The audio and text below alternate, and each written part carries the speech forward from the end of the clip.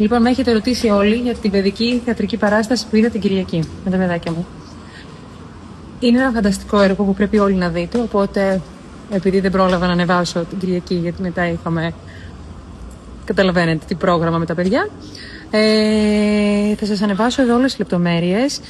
Είναι ένα φανταστικό έργο που έχει γράψει η Βάσια Αργέντη. Είναι ένα παραμύθι, ένα οικολογικό παραμύθι που μιλάει για τη φύση και το περιβάλλον και το πώς πρέπει να το προστατεύουμε, γιατί είναι το σπίτι μας.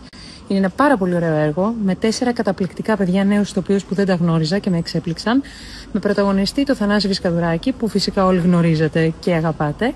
Οπότε σας βάζω εδώ, είναι κάθε Κυριακή, νομίζω. Τις Κυριακές νομίζω είναι πρωινά. Στο Θέατρο Αθηνών φυσικά, Καρακέντρο. Το ξέρετε όλοι. Μπείτε να κλείσετε ειστήρια και να πάτε οπωσδήποτε να τη δείτε με τα παιδάκια σας. Καλημέρα.